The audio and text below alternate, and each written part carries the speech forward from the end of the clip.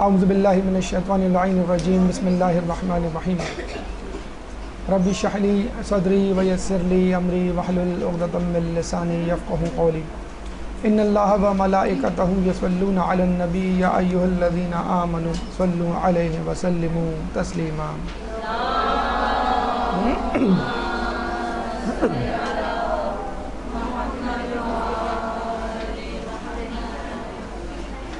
بہترین ذاکرہ بننے کے 100 مرحلے یا 100 نکات آپ کے سامنے شروع کیے گئے تھے پچھلے ہفتے، اور اس میں ہم نے 24 نکات اب تک مکمل کیے تھے، اور انشاءاللہ کوشش ہے کہ اس کو 100 کے ہندسے تک لے کر جائیں، تاکہ وہ لوگ جو ذاکر یا ذاکرہ بننا چاہتے ہیں وہ چھوٹی چھوٹی باتوں اور بڑی بڑی باتوں دونوں کو مد نظر رکھتے ہوئے اپنا علمی سفر شروع کریں، اور جس کنفیوژن کے ساتھ وہ اپنا شعبہ جو ہے وہ اپنائے ہوئے ہیں ان تمام کنفیوژنس کو دور کیا جائے۔ اس میں اکیڈمکس گفتگو بھی ہے، کچھ ٹیکنیکل ٹپس بھی ہیں، ان دونوں کو ملا کر آپ کے لیے 100 مراحل یا 100 نکات پر مشتمل یہ درس ترتیب دیا گیا ہے۔ پچھلے درس میں ہم نے 2 مراحل پر گفتگو کی تھی، اور ان 2 مراحل میں شرائط مجلس اور تیاری مجلس شامل تھے۔ شرائط مجلس یعنی مجلس پڑھنے کے لیے ایک انسان کے اندر کیا صفات ہونی چاہیے کہ وہ کوالیفائی کر سکے مجلس پڑھنے کے لیے۔ تیاری مجلس دوسرا مرحلہ تھا کہ اس میں انسان کو معلوم ہونا چاہیے کہ جب اسے مجلس تیار کرنی ہو تو اس کی مجلس کتنے اجزاء پر مشتمل ہو، کیا کمپوننٹس ہوں، خطبہ، متن، مصائب، اور خود متن میں کتنے مراحل ہوں جو اس کو تیار کرنے ہیں۔ اب آج کی گفتگو انشاءاللہ قبل مجلس اور ابتدائی مجلس کے حوالے سے ہوگی، یعنی 12 پوائنٹس، 24 پوائنٹس انشاءاللہ ہم آپ کے سامنے پیش کرنے جا رہے ہیں۔ قبل مجلس یعنی تیاری مجلس کے بعد مجلس پڑھنے تک کا وقت آپ کیسے گزاریں۔ اس کے بعد ابتدائی مجلس، چوتھا مرحلہ، یعنی جب آپ ممبر پہ بیٹھیں تو مجلس کا متن شروع کرنے سے پہلے، یعنی ابتدائی یا خطبہ یا موضوع، یہ ہم کس طرح بیان کریں، اس مرحلے سے کیسے گزریں۔ دوران مجلس یعنی مجلس کا متن، اختتام مجلس یعنی مصائب مجلس کس طرح احتیاط سے اور کن لوازمات کے ساتھ ادا کیے جائیں۔ اس کے بعد احتیاط مجلس، پریکاشنز کہ جن کو مد نظر رکھنا چاہیے ایک ذاکر یا ذاکرہ کو، اور آخر میں امراض مجلس، مجلس پڑھنے والوں کو کس قسم کی بیماریاں، کس قسم کے گناہوں کا خطرہ ہوتا ہے اور ان کا سدباب۔ تو آئیے، چونکہ ہم شرائط مجلس اور تیاری مجلس پہلے کر چکے ہیں، ذاکرہ بننے کے لیے قبل مجلس کی طرف چلتے ہیں، یعنی قبل مجلس کے دوران وہ مراحل، وہ نکات، وہ ٹپس جو آپ کو ذہن میں رکھنی ہے۔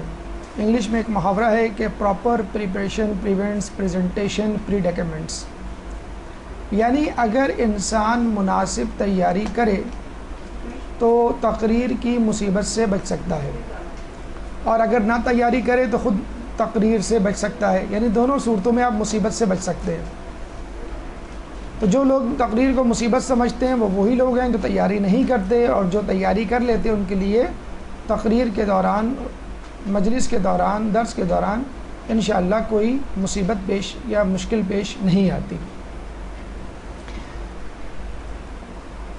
قبل مجلس وہ مرحلہ ہے کہ جب انسان مجلس کی تیاری کر چکا ہوتا ہے، مجلس یاد کر چکا ہوتا ہے، اور اب وہ بےتاب ہوتا ہے کہ کس طرح ممبر پہ بیٹھے اور مجلس شروع کر دے۔ جو مبتدی افراد ہیں کچھ زیادہ ہی ایموشنالٹی، جذباتیت کا مظاہرہ کرتے ہیں، اور اس نفسیاتی کیفیت کا حال وہی ہوتا ہے جو کسی امتحان میں بیٹھنے والے طالب علم کا۔ اگر آپ کی تیاری اچھی ہے تو آپ بےتاب ہوں گے امتحان میں بیٹھنے کے لیے، اور اگر آپ کی تیاری اچھی نہیں ہے تو آپ خوف اور ٹینشن کا شکار ہوں گے۔ بالکل یہی مرحلہ مجلس پڑھنے والوں کا ہے۔ جو لوگ مجلس پڑھتے ہیں ان سے آپ پوچھیے، ان کی مثال بالکل ایک اسٹوڈنٹ کی سی ہوتی ہے جو ایگزام دینے جا رہا ہو۔ تو اگر اچھی تیاری ہوگی تو انشاءاللہ آپ کا یہ وقت یعنی مجلس یاد کرنے کے بعد سے مجلس پڑھنے تک کا بہت اچھا گزرے گا۔ اس میں ایک اور بات یاد رکھیے، ٹائم یا tension is directly proportional to each other. اگر آپ کا ٹائم زیادہ ہے، یعنی آپ نے مجلس یاد کر لی ہے اور آپ ایک ہفتہ پڑھا ہوا ہے مجلس پڑھنے کو، تو ٹینشن کم ہوگی، خطرہ، خوف، پریشانی کم ہوگی۔ اور آپ نے مجلس آج یاد کی اور کل پڑھنی ہے تو ٹینشن زیادہ ہوگی۔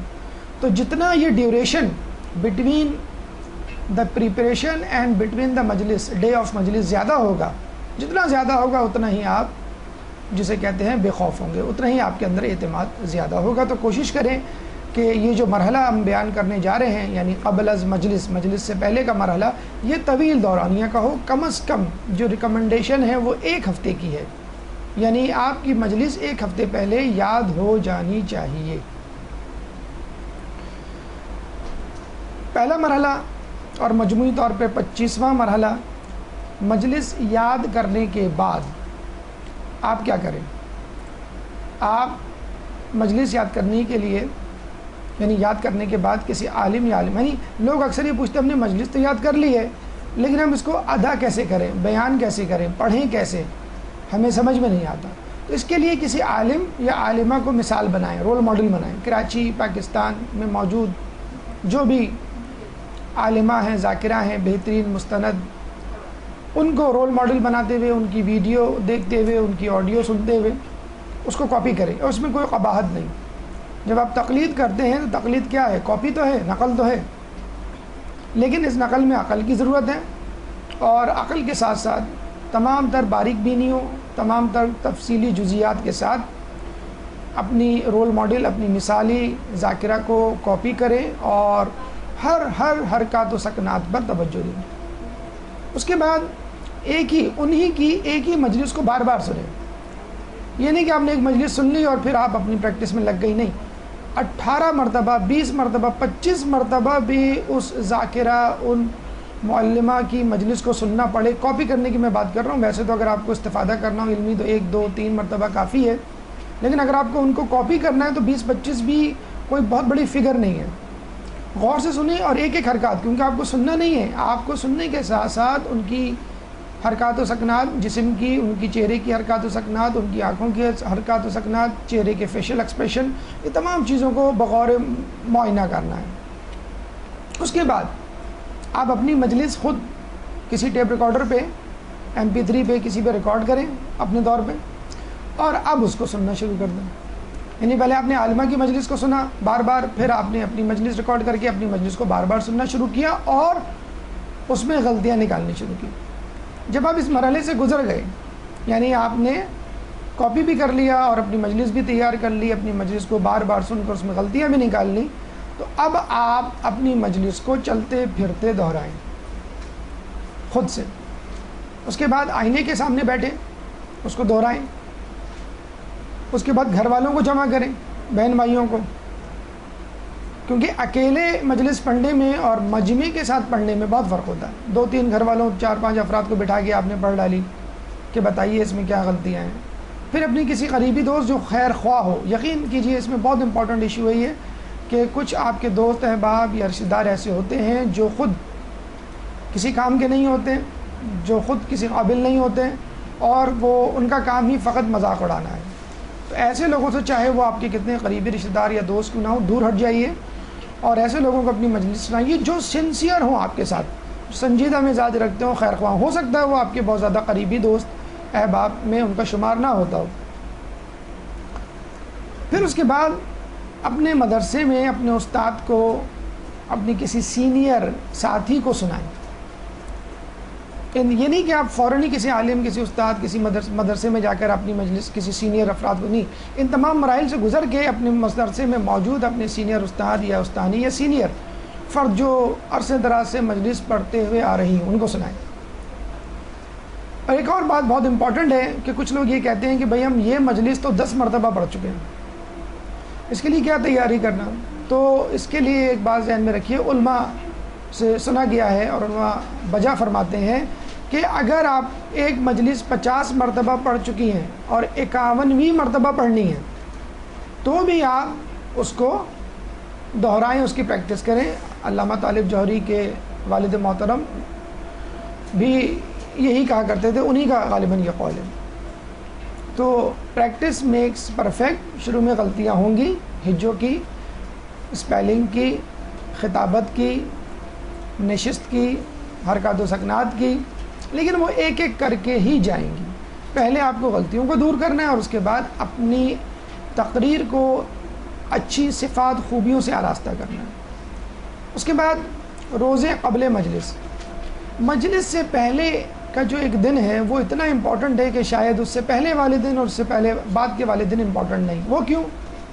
کہ دیکھیے مجلس کے دن آپ کو مجلس پڑھنی ہے، تمام سرگرمیاں موقوف، معطل کر دینی ہے، بس کود پڑھنا ہے میدان میں۔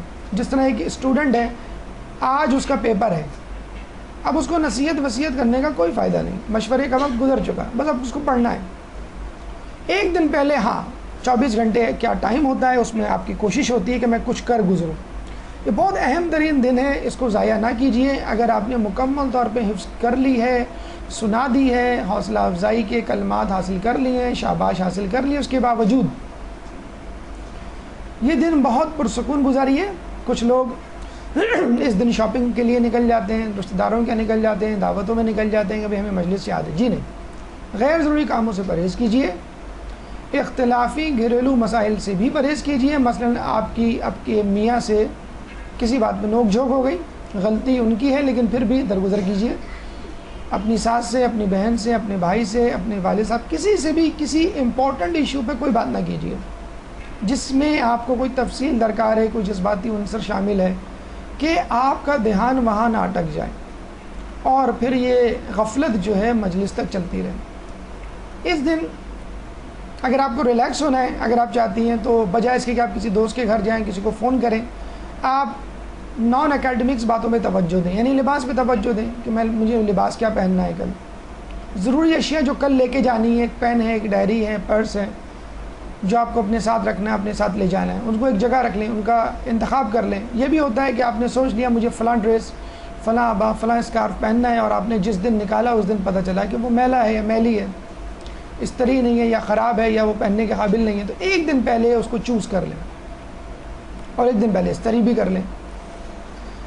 جائے مجلس کی واقفیت، اگر آپ کو نہیں معلوم کہ مجھے کہاں مجلس پڑھنی ہے تو بہت اچھی طرح واضح طور پہ ایڈریس پوچھ لیجیے اگر آپ پہلی مرتبہ جا رہی ہیں۔ سواری کا بندوبست بالکل کلیئریفائی ہو جانا چاہیے معاملہ، بانی مجلس سے پوچھ لیں کہ آپ گاڑی بھیجیں گے یا مجھے خود آنا ہے۔ اگر آپ کو خود جانا ہے تو رکشہ، ٹیکسی، کوئی آپ کا جان پہچان والا یا آپ کی گھر کی کنوینس، اس کا بندوبست ایک دن پہلے ہو جانا چاہیے۔ بعض اوقات آپ گھر کے مردوں کو بتاتی ہیں کہ بھئی مجھے جانا ہے، آج آپ ذرا جلدی گھر آ جائیے گا، یا اپنے بھائی کو کہا کہ مجھے ذرا چھوڑتے ہوئے چلے جاؤ، تو اگر فرض کر لیں وہ جلدی میں ہیں یا کسی وجہ سے نہیں آ سکے تو وہ غصہ آپ پہ ہی اتاریں گے کہ آپ کو ایک دن پہلے بتانا چاہیے تھا۔ تو یہ باتیں آپ پہلے سے تیار کر کے رکھ لیں۔ گھر والوں کو اسپیشلی مجلس کے دن ہدایات دینے سے بہتر ہے آپ اسی دن ہدایات دے ڈالیں کہ کل بچے اتنے بجے آئیں گے اور مجھے اتنے بجے نکل جانا ہے، چنانچہ بچوں کے آنے کے بعد آپ کو کھانا کھلانا ہے یا ان کو سلانا ہے یا ان کے ٹیوٹر کے لیے بندوبست کرنا ہے، جو بھی ہے۔ کھانے کا اگر مسئلہ ہے تو کوشش کریں کہ آپ کھانا پکا کے نکل جائیں ان ایڈوانس۔ 27واں پوائنٹ، شب مجلس، یعنی آپ کی مجلس کل ہے اور آج کی رات آپ کیسے گزاریں۔ کوشش کریں کسی دعوت میں جانے سے پرہیز کریں۔ ہمارے یہاں عمومی طور پہ جو مجالس ہوتی ہیں وہ ویکینڈز پہ ہوتی ہیں، جمعے کے دن، ہفتے کے دن، اتوار کے دن، اور انہی دنوں میں دعوتیں بھی ہوتی ہیں۔ مدرسوں کو بھی یہی حال ہے کہ آپ کو مدرسے میں اتوار کو آنا پڑتا ہے، سیٹرڈے کو کہیں دعوت ہوتی ہے، تو امکان یہ ہوتا ہے کہ آپ کا دماغ بھی ڈسٹریکٹ ہوتا ہے، جسمانی طور پہ بھی آپ تھکے ہوئے ہوتے ہیں۔ لیکن مجلس پڑھنے کے ناطے تو بہت زیادہ نازک مرحلہ ہوتا ہے۔ کوشش کریں دعوت میں جانے سے اوائڈ کریں۔ اگر سمجھدار لوگ ہیں جنہوں نے آپ کو بلایا ہے تو نہ جائیں، اور آپ کو معلوم ہے کہ نہ جانے سے فتنہ پیدا ہو جائے گا، کوئی لڑائی جھگڑا پیدا ہو سکتا ہے، جو آپ چلی جائیں کچھ وقت کے لیے، بہت کم وہاں رہیں اور جلدی گھر آنے کی فکر کریں، کوئی ایکسٹرا وزٹ نہ کریں۔ رات کو سونے سے پہلے تمام اہم امور جو آپ کو کل انجام دینے ہیں، مثلا کسی کو فون کرنا ہے، فلاں چیز پکانی ہے، فلاں چیز کہلوانی ہے کہ لے کر آنا ہے، فلاں کو کوئی اہم بات کرنی ہے، لکھ کے رکھ لیں کسی ایسی جگہ جہاں پہ آپ کی نظر پڑے۔ عموماً فریج پہ لوگ اسٹک کر دیتے ہیں، مثلا آپ کو رات کو سونے سے پہلے آپ نے پیپر پہ لکھ دیا اور اس کو فریج پہ لگا دیا کہ کل صبح مجھے اتنے بجے اٹھا دیے گا۔ الارم لگانا نہ بھولیں۔ تو یہ وہ مجلس ہے جسے سمجھ لیں کہ آپ کو تنہائی میں گزارنی ہے، سب لوگ ہلہ گلہ کر رہے ہوتے ہیں، سب لوگ جو ہے دعوتوں میں مصروف ہوتے ہیں، اور آپ رات کی تنہائی میں پڑھائی میں مصروف۔ صبح کا وقت یوں تو حسن ظن رکھتے ہوئے آپ سب نماز شب، نماز فجر کی تو یقیناً عادی ہوں گی، لیکن مجلس کے دن کم از کم اس کا ضرور اہتمام کیجئے۔ نماز شب، نماز فجر کو اول وقت میں ادا کیجئے۔ مجلس کے دن توبہ کیجئے اللہ تعالیٰ سے، اگر تو نے مجھے اب تک معاف نہیں کیا تو اب معاف کر دے، کیونکہ اب میں مجلس پڑھنے جا رہا ہوں، اور اگر میں گناہ گار مجلس کے ممبر پہ بیٹھ گیا تو لوگوں کو کس طرح متاثر کر سکوں گا، لوگوں کے دلوں کو کس طرح گرما سکوں گا کہ میں خود گناہ گار ہوں، تو مجھے اب تک نہیں معاف کر سکا تو آج معاف کر دے۔ کم از کم یہ ضرور کیجئے کہ 2 رکعت نماز حاجات پڑھ لیے، کس لیے کہ اللہ تعالیٰ آپ کے اندر خلوص نیت پیدا کرے، اللہ تعالیٰ آپ کے کام کو آسان کر دے، اور آپ کے اندر ریاکاری، حب دنیا یا کوئی دنیاوی لالچ ہے اگر مجلس کے حوالے سے تو وہ دور کر دے۔ نماز حاجات پڑھے، نمازیں اور دعائے حاجات بھی۔ تو مصلی کو خالی نہ چھوڑیے، اس دن مصلی پہ عام دنوں کی نسبت کچھ زیادہ بیٹھیے، اور بار بار اپنے دل میں اس بات کو دہرائیے کہ یہ جو میں مجلس پڑھنے جا رہی ہوں، کیا اس میں کوئی دنیاوی لالچ شامل ہے؟ بار بار اپنا تجزیہ کیجئے، دنیاوی لالچ کو دور کیجئے، اور اللہ سے دعا کیجئے کہ اس میں خلوص پیدا کرے۔ یہ ایک بہت اہم ایشو ہے، لوگ عموماً اس پہ توجہ نہیں دیتے۔ آپ کی مجلس کتنی ہی اچھی کیوں نہ ہو، کتنی ہی اچھی تیاری کیوں نہ ہو، اگر خلوص، خشوع و خضوع اور نرم دل کے ساتھ آپ ممبر پہ زیب ممبر نہ ہوئے تو عین امکان ہے کہ تمام تر تیاری کے باوجود آپ کی مجلس فلاپ ہو جائے اور کسی پہ کچھ اثر نہ ہو۔ اور یہ دیکھا گیا ہے کہ بعض اوقات تیاری نہیں ہوتی لیکن خلوص دل سے دعا مانگی جاتی ہے، اور مجلس اتنی اچھی جاتی ہے کہ آپ خود حیران ہو جاتے ہیں کہ بھئی یہ مجھے نہیں معلوم کون بول رہا تھا یا مجھ سے بلوایا جا رہا تھا۔ مجلس سے پہلے جو کھانے پینے کا ایشو ہے بڑا امپورٹنٹ ہے۔ عموماً لوگ بے احتیاطی کرتے ہیں، مجلس سے پہلے فرض کر لیں آپ کسی دعوت میں گئے، خوب آپ نے فرینچ فرائز، کیچپ اور پھر کولڈ ڈرنک، بروسٹ اڑایا، اور پھر گلا خراب کر کے آپ آ گئے۔ کوشش کریں مجلس کی رات یا مجلس کا دن ہی کیا، عام دنوں میں بھی زیادہ کھانے سے پرہیز کریں۔ میٹھا، کھٹا، ٹھنڈا یا بازاری کھانا بھی امپورٹنٹ ہے، یہ تقویٰ کم کرتا ہے۔ اپنے گھر میں جتنا آپ کھا سکیں کم از کم مجلس کے دن اپنے گھر کا کھانا پریفر کریں۔ ہمیں اچھی طرح یاد ہے کہ کراچی میں ذاکرہ آتی ہیں اکثر، اور جب بھی آتی ہیں یا تو وہ اپنے گھر کا کھانا کھاتی ہیں یا پھر ایک خاص گھر ہے جس کو وہ فون کرتی ہیں کہ مجھے آپ کے گھر کا کھانا کھانا ہے۔ اس کے علاوہ کسی تیسری چوتھے کی وہ دعوت قبول ہی نہیں کرتی، کیونکہ یا تو ان کو اپنے گھر پہ اعتماد ہے یا اپنی اس سہیلی پہ کہ جو وہ ان کے لیے کھانا پکا کے لاتی ہیں۔ تو دور کے یا بازار کے کھانا تو ان کے لیے بہت ہی دور کی بات ہے۔ کم کھانا کھائیں، جو بھی کھائیں سادہ کھانا کھائیں، کوشش کریں جس دن آپ کو مجلس پڑھنی ہے اس دن گھر میں سادہ کھانا پکائیں، یا کم از کم اپنے لیے سادہ کھانا چوز کریں۔ گرم کھانے کو پریفر کریں بنسبت ٹھنڈے کھانے کو، جیسے آئس کریم ہے، کسٹرڈ ہے۔ اوقات فرض کر لیں اگر آپ کو دوپہر میں، دوپہر کا مطلب ہے دن میں 11 بجے کی مجلس پڑھنی ہے، 12 بجے کی مجلس پڑھنی ہے، تو ناشتہ ہلکا کریں، اور اگر آپ کو شام کو مجلس پڑھنی ہے تو ظہر یعنی دوپہر کا کھانا ہلکا کھائیں، اور کھانے کے بعد مجلس تک کوئی اسنیک نہ لیں، چاہے آپ کو کتنی بھوک لگے. اگر بھوک اس طرح کی لگے کہ نقاہت اور کمزوری محسوس کر رہے ہیں تو پھر آپ کھا لیں. لیکن بہتر یہ ہے کہ آپ کھانے کے بعد سے لے کر مجلس تک کچھ نہ کھائیں. کچھ لوگ گھریلو ٹوٹکے پریفر کرتے ہیں, ریکمنڈ کرتے ہیں, مثلاً ملاٹھی کا پان ہے, قہوہ ہے, سبز چائے ہے, ادرک کی چائے بعض اوقات لوگ بناتے ہیں, عرب کنٹریز میں بہت پی جاتی ہے, مصری ہے. اگر آپ اس کے عادی ہیں یا تجربہ کر کے دیکھ چکے یا تجربہ کرنا چاہتے ہیں تو دیکھ لیجئے, لیکن عین مجلس کے دن ان کے تجربات مت کیجئے کہ سر نے سبز چائے کہا تھا اور سبز چائے پی کے پتہ چلا کہ آپ کو الٹی ہو گئی. تو پہلے سے تجربہ کر لیں, آج ہی سے کر لیں, کل کر لیں, بہت پہلے کر لیں, لیکن اس دن یا ایک آدھ دن پہلے نہ کریں. کچھ لوگ ویسٹرن ٹپس منٹوز یا وکس وغیرہ کا وہ مشورہ دیتے ہیں, لیکن ہمارا آپ کو بہترین مشورہ یہ ہے کہ کچھ نہ کھائیں, کچھ نہ پئیں, فقط سادہ یا نیم گرم پانی بہترین علاج ہے آپ کے گلے کا.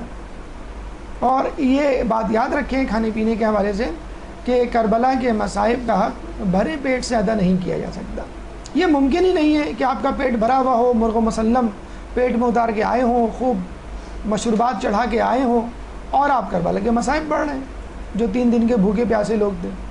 تو تھوڑا سا کربلا کے مصائب کو بیان کرتے وقت اس کو پریکٹیکلی فیل کیجئے, اس کا احساس کیجئے. اور کب یہ ممکن ہوگا کہ جب وہ حالت آپ اپنے اوپر طاری کریں. ہم لوگوں کا وہ تقویٰ نہیں جو کربلا میں موجود شہداء کا تھا, تو کم از کم اس کو طاری کرنے کی جتنی آپ کوشش کر سکتے ہیں اتنی تو کوشش کیجئے, سادہ کھانا یا کم کھانا یا لذیذ کھانوں سے پرہیز کر کے. روانگی, جب آپ مجلس کے لیے روانہ ہوتے ہیں تو کوشش کیجئے کہ 15 منٹ پہلے تیار ہو جائیں. آپ کو اس طرح ٹائم مینیج کرنا ہے کہ جائے وقوع سے 15 منٹ پہلے آپ کو وہاں پہنچنا ہے. کوشش کریں اپنے ساتھ کسی کو لے لیں, اپنی بہن, اپنی ساتھی دوست, اپنے بھائی, اپنی امی, اپنی ساس, اپنی نند, جو بھی آپ سمجھتی ہیں آپ کے ساتھ مکمل انڈرسٹینڈنگ رکھتی ہیں. چنانچہ کسی ایسی شخصیت کو ساتھ نہ لیں جو آپ کو معلوم ہے کہ راستے بھر جن کے ساتھ میری نوک جھوک چلتی رہے گی. روانگی سے پہلے متاع سفر چیک کر لیں, یعنی پیسے, یعنی موبائل, یعنی پرس, ایک note book, pain. Especially note book زیادہ امپورٹنٹ ہے کیونکہ انشاءاللہ حسن ظن رکھتے ہوئے اگر آپ کی مجلس پر پسند آئی لوگوں کو تو ہو سکتا ہے فوراً آپ سے مطالبہ کر دیں بھائی ہمارے یہاں بھی پڑھنی ہے مجلس, تو آپ اپنی ڈائری کھول کے بتا سکیں آپ کس کس دن مصروف ہیں. اگر خالی ہے تو چپکے سے کھولیے گا, بھری بھی ہے تو لوگ اکثر یہ کرتے ہیں خدا نخواستہ. تو 15 منٹ کا مارجن رکھیں, لیکن اس میں ایک بات یاد رکھیں کہ توکل کی سواری اور آخرت کا سفر اہم ترین ہے. توکل کی سواری یعنی آپ اس گھمنڈ میں نہ رہیں کہ میری پوری تیاری ہے اور بس اب کوئی مسئلہ نہیں, یا جسے کہتے ہیں کہ مجلس بہت خوب ہوگی. تو اللہ پہ توکل کریں, آخرت کا سحر ذہن میں رکھیں. عموماً ہمارے ہاں تو خواتین کو ڈرائیو کرنے کا اتنا وہ نہیں ہے, جسے کہتے ہیں نہ شوق ہے اور نہ ہمارے کلچر میں بہت زیادہ شامل ہے. مرد حضرات اکثر دیکھا گیا ہے کہ اگر کہیں جانا ہو تو اگر کنوینس ہو تو وہ خود ڈرائیو کر کے چلے جاتے ہیں. ہماری آپ سے گزارش یہ ہے کہ اس دن خود گاڑی ڈرائیو نہ کریں. بہتر یہ ہے, اگر بہت زیادہ کانفیڈنٹ ہیں آپ تو بہت اچھی بات ہے, لیکن کوشش کریں وہ اس دن آپ ڈرائیو خود نہ کریں, اپنے بھائی کسی کو کہہ دیں یا جو بانی مجلس ہیں ان کو کہہ دیں تاکہ آپ کو ایک ریسٹ کرنے کا موقع ملے. مجلس سے پہلے مکمل طور پر جتنا کوشش آپ سے ہو سکے, جتنی کوشش آپ ریسٹ کریں تاکہ ممبر میں جب آپ بیٹھیں تو فریش بیٹھیں اور پوری انرجی اور طاقت جو ہے اس ممبر پہ, اس مجلس پہ خرچ کریں. آمد, جب آپ جائے وقوع پر پہنچتی ہیں جہاں پہ آپ کو مجلس پڑھنی ہے تو وہاں پہ جیسے میں نے آپ کو بتایا آپ کو اس طرح ٹائم مینیج کرنا ہے کہ 15 منٹ پہلے پہنچیں. کوشش کریں کہ ایسی جگہ بیٹھیں کہ جو الگ تھلگ ہو. الگ کمرہ ہو تو بہت اچھی بات ہے. عقبِ مجلس یا گوشہ مجلس جہاں پہ لوگوں کی نظریں آپ پر نہ پڑیں, ورنہ ہوتا یہ ہے کہ جب آپ مجلس سے پہلے کہیں بیٹھے لوگوں نے آپ کو گردن موڑ موڑ کے دیکھنا شروع کر دیا, آپ بڑے خوش ہیں کہ اتنے لوگ مجھے پہچانتے ہیں, اتنی زیادہ میری شہرت ہے, اور آنکھوں میں فیشل ایکسپریشن کے ساتھ گردن جھکا جھکا کے سلام دعا کا سلسلہ شروع ہو گیا، اور اس اسنا میں کوئی صاحب آ گئے، کوئی خاتون آ گئیں، بڑی خوشی ہوئی آپ سے مل کے، بڑے عرصے سے ملنے کی تمنا تھی، آپ سے ایک مسئلہ پوچھنا تھا، اور پتہ چلا کہ وہ گفتگو چل پڑی۔ تو کسی بھی اگر آپ کی جان پہچان کی بھی شخصیتیں، کوشش کریں کہ آپ ان سے نہ ملیں، کیونکہ اسے توجہ ہٹ سکتی ہے۔ آپ کی توجہ کسی موضوع کی طرف لگا دی اور آپ اس میں سوچنے بیٹھ گئے۔ اگر آپ کو ان کے سوالوں کے جوابات معلوم بھی ہیں تو بھی گفتگو سے کم از کم جسے کہتے ہیں کہ واسطہ رکھیں۔ مولانا ذیشان حیدر جوادی سے ہمارے ایک دوست ہیں، مجلس پڑھنے سے پہلے جب وہ حیات تھے، سوال پوچھا، جواب دیا، دوسرا سوال پوچھا، جواب دیا، تیسرا سوال پوچھا، تو مولانا ذیشان حیدر جوادی نے کہا کہ کیا کچھ ممبر کے لیے بھی چھوڑو گے؟ تو خود ان لوگوں سے بھی گزارش ہے کہ خدا را جو آتے ہیں پڑھنے کے لیے، آپ کو شاید ان کے بلڈ پریشر نبض کا اندازہ نہیں ہے، بڑا ہائی ہوتا ہے، بہت ٹینشن میں ہوتے ہیں، بہت اسٹریس میں ہوتے ہیں، اور اجزائے مجلس کو ترتیب سے اپنے ذہن میں رکھنے میں کوشاں ہوتے ہیں، گو کہ خالی نظر آتے ہیں، ان کو ڈسٹرب نہ کیا جائے۔ ہاں، مجلس کے بعد جب فاتحانہ مسکراہٹ سر چہرے پہ سجائے وہ نیچے اتریں، تب آپ ان کو چاہیں، جتنا آڑے ہاتھوں لے لیں یا ہاتھوں ہاتھ لیں وغیرہ وغیرہ۔ ایک بات بہت امپورٹنٹ نوٹ کی گئی ہے کہ مجلس پڑھنے کے لیے آنے والے افراد عموماً ممبر پہ ہونے والی کارروائی، چاہے وہ مرثیہ ہو چاہے وہ سلام ہو، توجہ نہیں دیتے اور گفتگو میں مصروف رہتے ہیں بانی مجلس سے یا اپنے طور پہ کسی کام میں، میسیج میں، فون کال میں۔ تو لوگوں پہ امپریشن بہت غلط پڑتا ہے کہ دیکھیں ان کو سننے کے لیے لوگ ساکت و جامد بیٹھے ہوتے ہیں، اور جب ان سے کہا جائے کہ کسی کو سنیں تو یہ خود کسی کو نہیں سنتے۔ تو انتہائی غلط بات ہے۔ آپ آئیں، بیٹھیں، اور اگر نہیں سن سکتے، آپ چاہتے ہیں کہ بھئی میرا دل نہیں ہے، میرا دل اس وقت اپنی مجلس میں اٹکا ہوا ہے، کس طرح اس کو میں ریوائز کر لوں، سوچ لوں، سمجھ لوں، تو آپ ٹھیک ہے، بہت توجہ کے ساتھ نہ سنیں، کم از کم سر جھکا کے اس طرح بیٹھیں کہ جیسے آپ سن رہے ہیں۔ موبائل آف کر دیجئے، سائلنٹ پہ نہ رکھیے، ورنہ ہوتا یہ ہے کہ وائبریشن کی جو آواز ہے وہ مائک کے ذریعے اسپیکر اور پھر پورے محلے میں جا رہی ہوتی ہے۔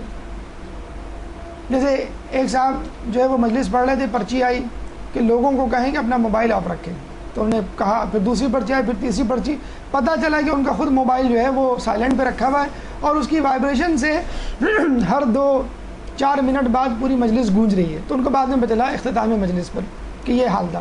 تو چونکہ موبائل آپ کے قریب ہوتا ہے، مائک کے قریب ہوتا ہے، تو اس کی وائبریشن ہر جگہ سنی جا رہی ہوتی ہے۔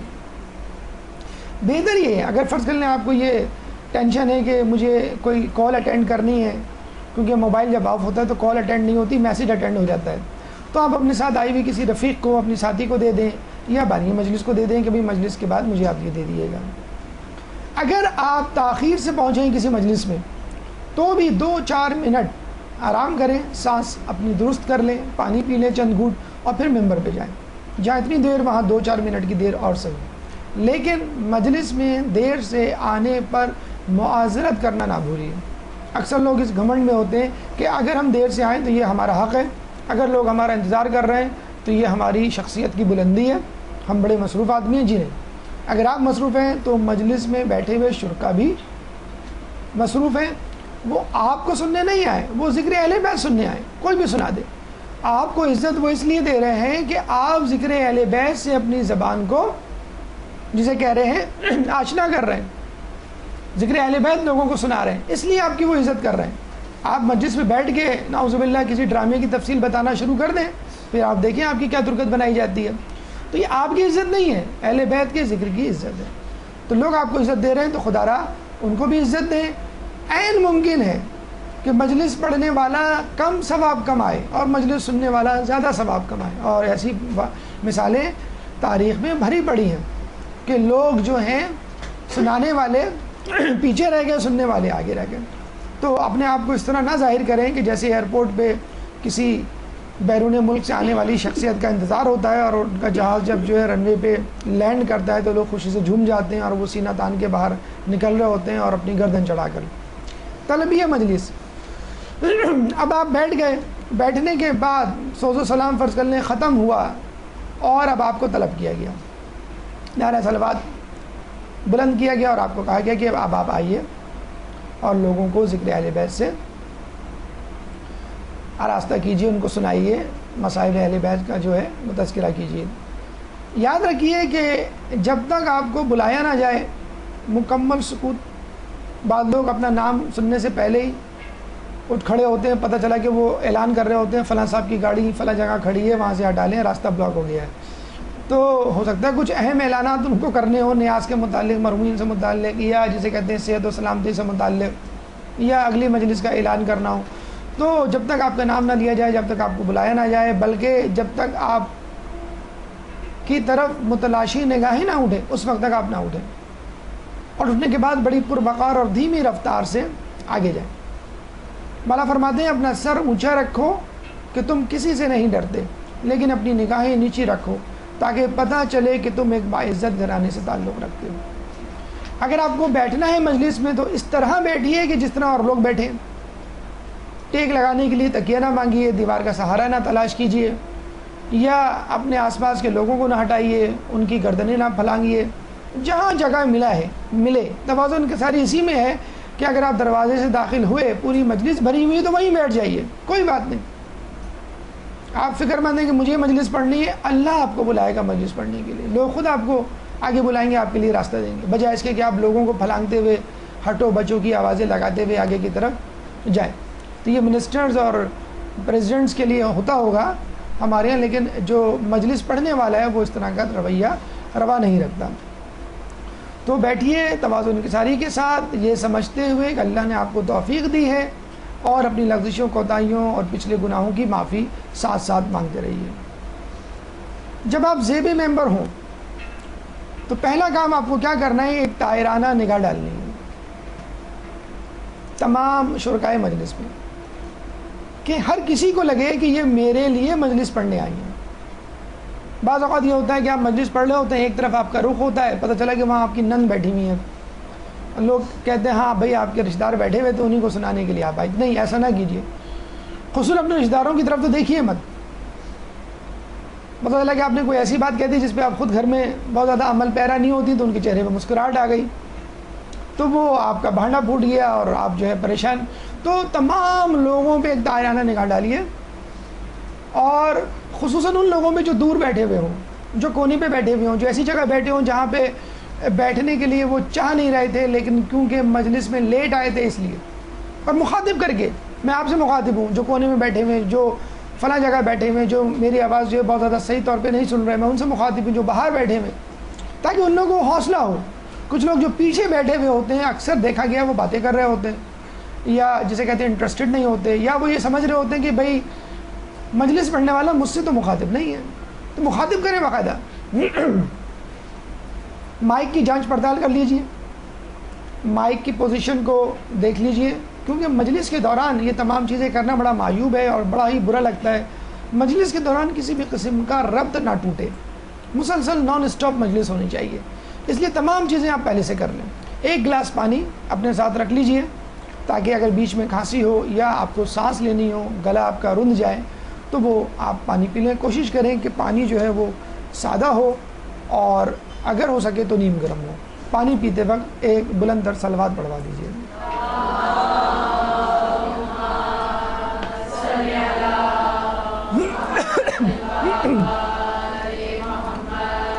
اچھا، یہ بھی یاد رکھیے بہت زیادہ پانی پینے سے بھی پرہیز کیجیے، ایون آپ کو پیاس لگی ہو تب بھی. ایک تو یہ کہ مصائب کا حق ادا ہوگا، نمبر 1. نمبر 2، بہت زیادہ پانی پینا یا بہت زیادہ جسے کہتے ہیں کہ ٹائم آؤٹ لینا، بار بار جو ہے وہ کسی کو ہدایت دینا کہ بھئی آپ یہاں سے ہٹ جائیں، فلاں جگہ آ جائیں، یہ آ جائیں، تو وہ ایک طرح کے تکبر کا اظہار بھی ہوتا ہے کہ بھئی لوگ آپ مجلس سننے آئے ہوئے ہیں، آپ لوگوں کو انسٹرکشن دے رہے ہیں کہ بھئی آپ کیسے بیٹھے ہوئے ہیں، آپ ٹھیک سے بیٹھے ہیں، آپ آگے آ جائیں، دروازہ بند کر دیں. جو بھی کرنا ہے آپ کو مجلس شروع کرنے سے پہلے 1-2 منٹ آپ جب ممبر پہ بیٹھتے ہیں، آدھا منٹ 1 منٹ اس میں آپ کر ڈالیے جو بھی، تاکہ مجلس کے دوران پھر کیا ہوتا ہے، اس سے ذکر کی اہمیت، مجلس کی اہمیت کم ہو جاتی ہے کہ بھئی آپ کو مجلس کی فکر نہیں، آپ کو لوگوں کی فکر ہے، آپ کو پنکھے کی فکر ہے، آپ کو اے سی کی فکر ہے، آپ کو کھڑکی کی فکر ہے. آپ کو جو فکریں کرنی پہلے کر لیں. ایک بات یاد رکھیے، جب آپ ممبر پہ جائیں، ایک تو وہ آفیشیل دعا ہوتی ہے جو آپ سے کروائی جاتی ہے اور کہا جاتا ہے کہ بھئی فلاں کے لیے، ایک وہ دعا جو آپ کو دل میں کرنی ہے مجلس کی طرف، ممبر کی طرف قدم بڑھاتے ہوئے. کون سی دعائیں؟ جو بھی چاہیں دعا کریں، کم از کم خلوص نیت کی دعا ضرور کریں.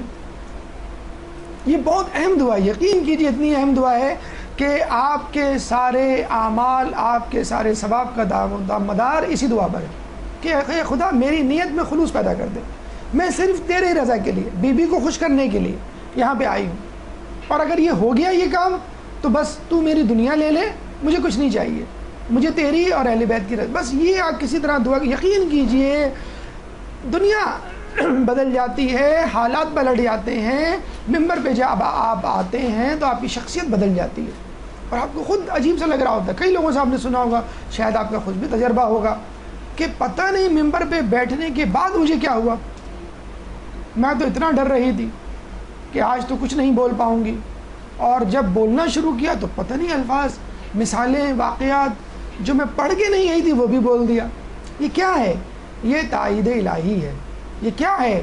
یہ وہ دعا ہے جو آپ کے دل سے، ایک تو دیکھیں آفیشیل دعا ہوتی تو آپ کو کرنی ہے، بانی مجلس نے کہا بھئی یہ پرچہ لے کے پڑھ دیں، دعا کروا دیں، فاتحہ کروا دیں، لیکن ایک جو اندر سے دعا ہوتی جس میں آپ کو کوئی نہیں دیکھ رہا ہے، اگر آپ یہ دعا نہیں بھی کریں گے تو مجلس تو ہو جائے گی، لیکن آپ کا جو کام ہے، آپ کا جو فریضہ ہے اس کا حق ادا نہیں ہوگا، خود آپ کے لیے کوئی منافع نہیں دے گی۔ عملیت پسندی کی دعا کیجیے، بہت امپورٹنٹ دعا ہے کہ اللہ جو کچھ میں کہنے جا رہا ہوں، ہو سکتا ہے میں اس میں عمل نہ کرتا ہوں، ہو سکتا ہے آئندہ اگر عمل کرتا ہوں، اگر آپ کہیں گے بھی میں تو عمل کرتا ہوں ماشاءاللہ مجھے کیا ضرورت ہے، اگر عمل کرتے ہیں تو آئندہ امکان تو موجود ہے نہ کرنے کا، اس کے لیے دعا کیجیے، اور توفیق الہی کی ضرور دعا کیجیے کہ اللہ مجھے توفیق دے، میں کسی قابل نہیں، اگر تو نے قابل کر دیا، چاہے آپ کتنی ہی کوہنہ مشق، کتنی پرانی، کتنی ماہر، کتنی معروف ذاکرہ کیوں نہ ہو۔ گلے کی درستگی یہ بڑا امپورٹنٹ ایشو ہے ان لوگوں کے لیے جو عموماً کھانسی کا شکار رہتے ہیں، تو مائک آف کر کے جتنا کھنکھارنا ہے کھنکھار لیجئے، مجلس کے دوران نہ کھنکھاریے۔ اگر آپ کو اس بات کا خوف ہے کہ بھئی یہ مجھے کھانسی آتی رہتی ہے، آئے گی، تو نیم گرم پانی اس کا بہترین علاج ہے۔ ہلکا سا، کچھ لوگ اپنا تھرماس جو ہے وہ ساتھ لیے چلتے ہیں، اور اس دوران نعرے صلوات بھی لگوا دیں کہ تاکہ آپ کو کھانسی کے لیے ٹائم مل جائے۔ کچھ لوگ ماشاءاللہ انٹیلیجنٹ بھی ہوتے ہیں، وہ خیال رکھتے ہیں مدرسین اور ذاکروں کا کہ جب ان کو کھانسی آئے تو وہ خود صلوات پڑھ دیتے ہیں تاکہ یہ اطمینان سے اپنی کھانسی مکمل کر لیں۔ تو جتنا کھانسنا ہے آپ کھانسنا مکمل کر لیجئے، کیونکہ اگر یہ کھانسی جسے کہتے ہیں کہ بعد میں ہوئی تو وہ بہت ہی معیوب جسے کہتے ہیں لگتا ہے۔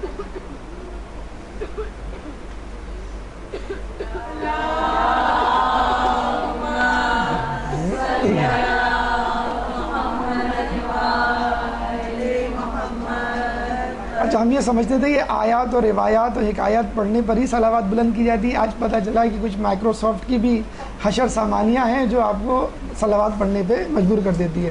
تو ہو سکتا ہے کہ خود آپ کو برا نہ لگے، لیکن بہرحال پڑھنے والوں کو اور سننے والوں کو برا لگ سکتا ہے۔ اچھا، یہ ہم مجلس کے بعد بتائیں گے، مطلب درس کے بعد بتائیں گے۔ اچھا، توجہ، دیکھیں ایک امپورٹنٹ ایشو ہے جو مجلس میں آپ کو ڈسٹرب کر سکتا ہے۔ مثلا آپ آگے بیٹھے اور پنکھا بالکل آپ کے منہ پر ہے۔ اچھا، لوگ تو یہ کوشش کرتے ہیں جتنا کمفرٹ، ماشاءاللہ ہمارے یہاں میں تو داد دیتا ہوں بانی مجلس کی، شرکا مجلس کی، عزاداری منانے والوں کی، کہ یقین کریں وہ اتنی عزت دیتے ہیں مجلس پڑھنے والوں کو، شاید بادشاہ بھی ترستے ہوں گے اپنے اپنے زمانوں میں کہ کاش ہم ذاکر بن جاتے، کاش ہم ذاکرہ بن جاتے۔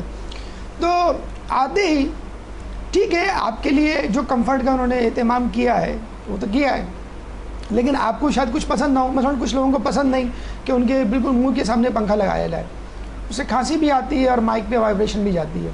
فرض کر لیں آپ کے سامنے کھڑکی کھلی ہوئی ہے، دھوپ آ رہی ہے، یا لوگوں کی آمد و رفت ہے، آتے جاتے ہوئے لوگوں کی نظریں آپ پہ پڑ رہی ہیں، آپ کی نظریں ان پر پڑ رہی ہیں، بند کروا دیجئے۔ دروازہ ہے یہ، جیسے آگے والا دروازہ ہے ہمارا، اس میں سے اکثر لوگ آتے جاتے ہیں، تو کوشش یہی ہونی چاہیے کہ یہ دروازہ بند ہو جائے تاکہ لوگ جو ہے پیچھے والے گیٹ سے آئیں۔ تو یہ کام اگر آپ پہلے کر لیں تو بیچ میں ڈسٹربنس نہ ہو۔ اور بعض اوقات تو یہ ہوتا ہے کہ بیچارہ مجلس پڑھنے والا شرم کے مارے کچھ نہیں بول رہا ہوتا، کیونکہ وہ مجلس پڑھنے کی ٹینشن میں یا اس فریضے میں مشغول ہوتا ہے، لیکن شرکائے مجلس ڈسٹرب ہو رہے ہوتے ہیں۔ تو پہلے سے آپ بانی مجلس کو بتلا دیں کہ بھئی یہ مسئلہ ہے، اور اس میں معذرت کا پہلو ہونا چاہیے کہ اگر ممکن ہو آپ کے لیے تو یہ سامنے والا پنکھا یا سامنے والی کھڑکی بند کر دیں اگر ممکن ہو، ورنہ تو ٹھیک ہے چلے گا، کوئی ایسا مسئلہ نہیں ہے۔ اچھا اس میں ایک اور بات ذہن میں رکھیے، بعض اوقات ہوتا یہ ہے مجلس پڑھنے کے دوران میں بات بتلا رہا ہوں کہ کوئی ایسی چیز ہوتی ہے جو ڈسٹربنس پروڈیوس کرتی ہے، مثلا کوئی بچہ گزر گیا سامنے سے اور گزرتے گر گیا، اب مجلس چھوڑ کر اس کو دیکھنے لگے، اب آپ کے دیکھنے کی وجہ سے تمام لوگ اس کو دیکھیں گے، آپ کا ربط ٹوٹ جائے گا۔ یا جسے کہتے ہیں کہ لائٹ چلی جاتی ہے، لیکن ٹھیک ہے چھوٹا کمرہ ہے، آپ کنٹینیو کر سکتے ہیں، کوئی بات نہیں، آپ مجلس جاری رکھیں۔ یا جسے کہتے ہیں کہ لوگوں کی باتیں کرنے کی آواز آتی ہے، کچھ لوگ ہیں ماشاءاللہ مجلس میں بھی اور درس میں بھی باتیں کر رہے ہوتے ہیں، تو آپ ان کی طرف متوجہ نہ ہوں، اگر آپ ان کی طرف متوجہ ہو گئے تو پورا مجمع اس کی طرف متوجہ ہو جائے گا۔ دوسری بات یہ کہ بھائی آپ جو ذکر کر رہے ہیں وہ اتنا اہم ہے، اس ذکر کے دوران اگر زلزلہ بھی آ جائے تو کوئی بات نہیں، مطلب کربلا سے بڑا کوئی زلزلہ، کربلا سے بڑی کوئی مصیبت ہے؟ جب ائمہ اور ان کے اہل بیت کی توجہ جو ہٹ نہ سکی تو پھر آپ کی توجہ کیوں ہٹ رہی ہے؟ تو اگر توجہ ہٹانے کے لیے عوامل موجود ہیں تو ان عوامل کو توجہ ہٹنے سے پہلے ہٹا دیں، یعنی مجلس شروع کرنے سے پہلے ہٹا دیں۔ اب آئیے ہمارے چوتھے مرحلے یعنی ابتدائی مجلس کی طرف، کہ جب آپ زیب ممبر ہوں گے، مجلس پہ بیٹھے ہوئے ہوں گے اور آپ کو مجلس شروع کرنی ہے، اس میں سب سے امپورٹنٹ جو فیکٹر ہے، سب سے امپورٹنٹ جو جز ہے وہ ہے آپ کا خطبہ، اور خطبے کے بعد اعلان موضوع۔ ایک درود پڑھ دیجئے محمد والے محمد۔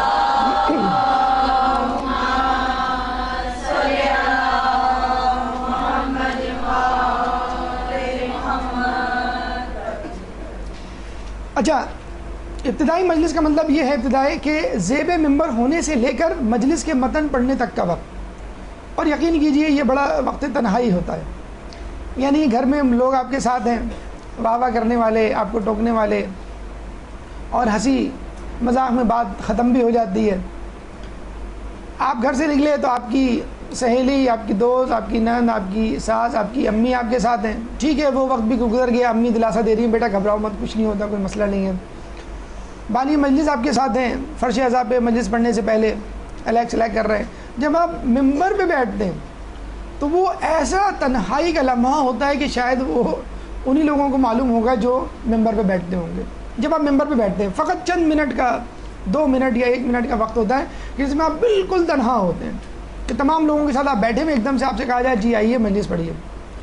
جب آپ بیٹھے تو اس وقت جو ہے بڑا ایک کہتے ہیں کہ لہجے کے لیے، ساعت کے لیے، ایک سیکنڈ کے لیے ایک خوف دل میں پیدا ہوتا ہے، چاہے آپ کتنے بڑے کھلاڑی کیوں نہ ہوں، کتنے بڑے ماہر کیوں نہ ہوں، ہر کسی کے ساتھ یہ ہوتا ہے کہ جب آپ بیٹھتے ہیں اس وقت ایک خوف سا آتا ہے کہ پتہ نہیں میں یہ حق ادا کر سکوں گا کہ نہیں۔ بہترین طریقہ ہے اس خوف کو ڈیزالو کرنے کے لیے ایک ایسے عمل مشترکہ کا آغاز کہ جس میں نہ صرف ثواب ہے بلکہ خوف سے دوری کی وجہ بھی پوشیدہ ہے، اور وہ ہے نعرہ صلوات۔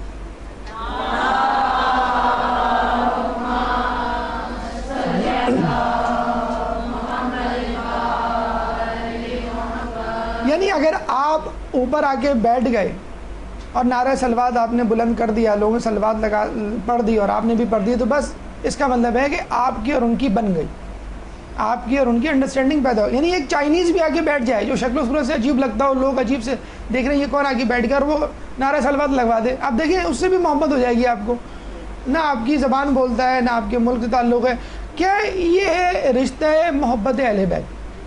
تو جہاں بھی آپ کو کوئی خوف ہو، اکثر آپ نے دیکھا ہوگا انٹیریئر سندھ میں بھی یا علی مدد فوراً فون اٹھاتے ہی کہہ دیتے ہیں، وہ ایک رشتے میں جڑ جاتے ہیں لوگ۔ تو محبت اہل بیت ایک ایسا جسے کہتے ہیں رشتہ ہے، ایک ایسی کڑی ہے کہ جو انجانوں کو ایک دوسرے کے قریب لے آتا ہے۔ تو جب آپ ممبر پہ بیٹھیں تو سب سے پہلے آپ یہ دیکھیں کہ آپ کا لباس درست ہے یا نہیں، خصوصاً خواتین کے حوالے سے بہت امپورٹنٹ ہے۔ مرد حضرات اپنا امامہ درست کر رہے ہوتے ہیں، اپنی ابا درست کر رہے ہوتے ہیں۔ خواتین کے ساتھ حجاب کا بڑا ایشو ہوتا ہے، اگر وہ آن لائن جا رہی ہے مجلس، یا فرض کر لیں دروازے کھڑکی اس طرح کھلے ہوئے ہیں کہ اندیشہ ہے، یا اس بات کا امکان ہے کہ کوئی مرد ٹیکنیکل پرابلم سالو کرنے کے لیے الیکٹرک کی یا کسی اور کی اندر آ سکتا ہے، یا ویسے بھی کچھ خواتین احتیاط کرتی ہیں کہ خواتین میں بھی مجلس پڑھیں تو بھی پردے میں رہیں، حجاب کے تقدس کا خیال کریں۔ دیکھیں ایک ہوتا ہے پردہ اور ایک ہوتا ہے پردے کا پردہ۔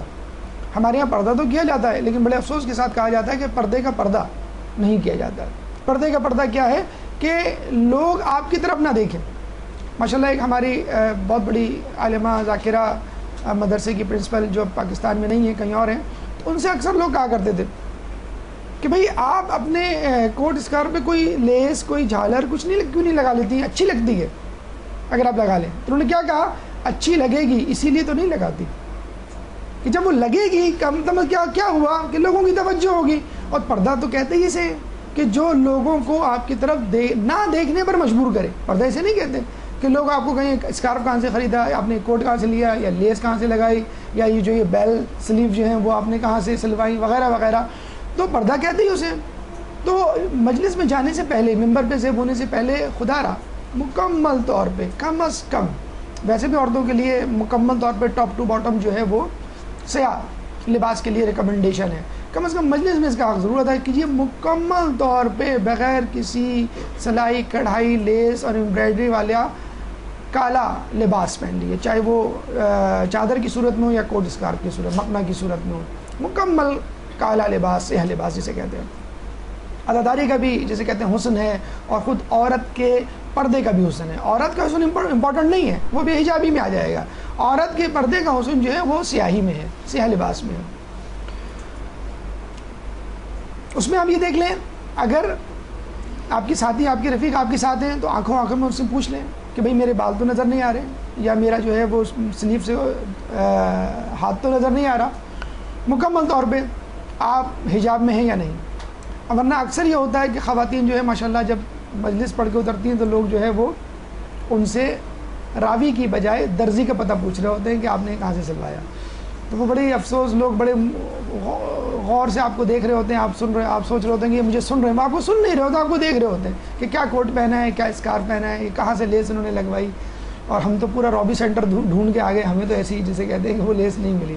اور اس سے بھی سب سے اہم ایشو، سب سے اہم بات کیا ہے، تقوی کا لباس بہتر ہے. اور تقوی کا لباس سب سے بہتر ہے سورہ اعراف کی آیت نمبر 26.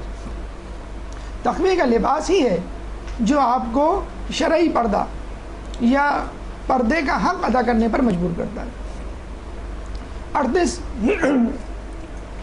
38واں نقطہ، ہمارے ہاں حقیقت ہے کہ اگر مجلس میں صلوات نہ ہو تو ایسا ہے جیسے قورمے میں نمک نہ ہو. مطلب کتنا ہی اچھا قورمہ کیوں نہ ہو، نمک نہ ہو تو آپ اس کو قورمہ تسلیم ہی نہیں کریں گے. تو صلوات کے بغیر مجلس کا حسن ہی نہیں ہے. اور اس میں کوٹا ہوتا ہے، شرکا کا الگ کوٹا ہے، وہ اپنے حساب سے صلوات، ایک آپ کا بھی کوٹا ہے، آپ کو بھی لگوانا. آپ یہ نہیں سوچیں کہ بھئی ماشاءاللہ شرکا جو ہیں بڑے ہی گرم ہیں، بڑے جوش میں ہیں، وہ خود صلوات لگوا رہے ہیں تو مجھے نعرہ صلوات نہیں، آپ کو بھی نعرہ صلوات لگوانی ہے، تاکہ آپ ثبوت دے سکیں کہ بھئی میں بھی آپ ہی میں سے ہوں، میں کوئی آسمان سے اتری ہوئی مخلوق نہیں ہوں، میں بھی زمین سے اٹھ کر ممبر پہ بیٹھا ہوں، آسمان سے گرا نہیں ہوں ممبر پہ، کہ میری گفتگو الگ ہے، میرا انداز الگ ہے، اور آپ کی ترجیحات، آپ کا انداز الگ ہے. اور ویسے بھی صلوات جب تک نہ ہوں اس وقت تک انڈرسٹینڈنگ نہیں پیدا ہو سکتی. مجلس سے پہلے تبرکاً ثواب کے لیے، شہداء کے لیے، مجتہدین کے لیے، بانی مجلس کے لیے، فلسطین، کشمیر، پارا چنار کے مسلمانوں کے لیے، جہاں جہاں مسلمان، اگر کوئی حالیہ دور میں کوئی شہادت، کوئی بم بلاسٹ، کوئی ایسا واقعہ حادثہ سانحہ ہوا ہے تو ان کے شہداء کے لیے، ان کے لواحقین کے لیے، صبر جمیل کے لیے ایک صلوات. ابھی کل جو 2 افراد کی شہادت کی خبر آئی ہے ان کے لیے ایک بلند ترین صلوات پڑھ دیں.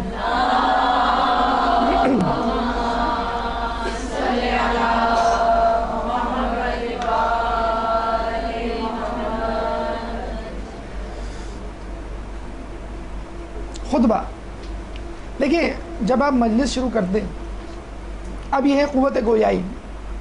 اب جو ہے تمام ٹیکنیکلٹیز، تمام اکیڈمکس ایک طرف، اب آپ کو مظاہرہ کرنا ہے اس فن خطابت کا، مظاہرہ کرنا ہے اس علمیت کا، مظاہرہ کرنا ہے ان تمرینات کا جو آپ نے اب تک انجام دیے. خطبہ جیسے ہم نے آپ کو بتلایا کہ مجلس کے 3 اجزاء ہیں، خطبہ، متن اور مسائل. خطبہ وہ اولین جز ہے جو first impression is the last impression کا جسے کہتے ہیں کہ آئینہ دار ہے. یعنی اگر آپ نے خطبہ اچھا پڑھ دیا، آپ کی حوصلہ افزائی ہو گئی، لوگ متوجہ ہو گئے، اور آپ نے دیکھا ہوگا ماشاءاللہ اللہ کے کلام میں، کلام اہل بیت میں، کلمات اہل بیت میں کیا وزن ہے، کیا ہیبت ہے کہ جب ذاکر یا ذاکرہ جو ہے خطبہ پڑھتا ہے پڑھتی ہے تو آپ دیکھتے ہیں لوگ فوراً متوجہ ہو جاتے ہیں. تو جب جس کلام کے لیے لوگ متوجہ ہوئے ہیں اس کلام کا آپ حق نہ ادا کریں تو کتنی، دیکھیں اس کے بعد جو گفتگو ہے وہ آپ کی اپنی گفتگو ہے، آئے بائیں شائیں اور پلس چند اہم نکات. لیکن کم از کم خطبہ جو بسا اوقات قرآنی آیات ہیں، خطبہ بعض اوقات حمد باری تعالیٰ پر مشتمل ہوتے ہیں، خطبہ بعض اوقات فضائل اہل بیت پر مشتمل ہوتے ہیں، تو اس کا حق ادا کیجیے. اور اگر آپ نے خطبہ صحیح قرأت تجوید کے ساتھ پڑھ دیا مخارج کے ساتھ تو یقین کیجیے لوگ جو ہے وہ آپ کی گرویدہ ہو جائیں گے اور اس وقت سے ہی ایک سما بن جائے گا آخر وقت تک. آواز بلند، نگاہیں نیچی ہونی چاہیے اور آپ کے لہجے میں، آپ کے الفاظ کی ادائیگی میں ٹھہراؤ ہونا چاہیے. مخارج بہترین ہونی چاہیے. اس کے لیے ہم آپ کو بتلا چکے ہیں، کسی عالمہ مستند ذاکر عالم کی مجلس کا خطبے کا ٹکڑا بار بار سنیے اور اپنے مخارج کو اس کے ساتھ میچ کیجیے. تلاوت خطبے کے بعد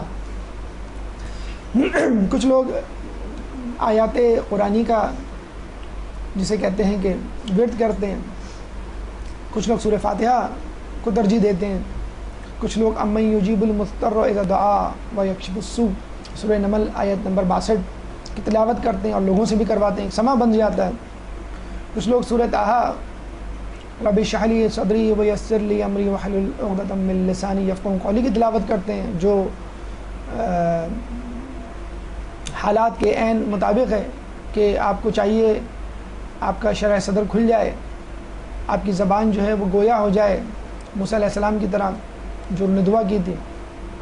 کچھ لوگ دعائے امام زمانہ کرواتے ہیں، اجتماعی کرواتے ہیں، بہت اچھی بات ہے، اس سے بھی ایک سما بن جاتا ہے.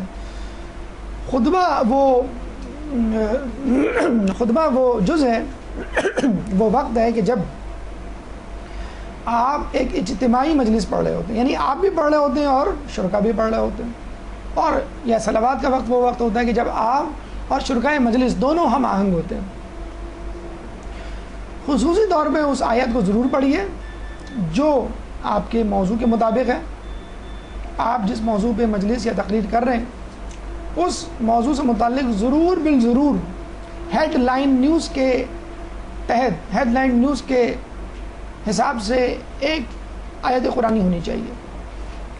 تقوی پہ ان اکرمکم عند اللہ اتقاکم، ضروری نہیں ہے کہ آیت بہت طویل ہو، ایک لائن کی ایک آیت، 2 آیت پر مشتمل. تقوی جسے کہتے ہیں کہ تزکیہ نفس پڑھ رہے ہیں تو والشمس وضحاها والقمر اذا تلاها والنهار اذا جلاها، یہ آیات آپ پڑھ لیں. تو جو موضوع نے منتخب کیا ہے اس سے متعلق آیات قرآن میں ڈھونڈ لیں اور وہ آیات سب سے پہلے پڑھیں اور اس کے بعد ہی اس کو بنیاد بنا کر آگے چلیں.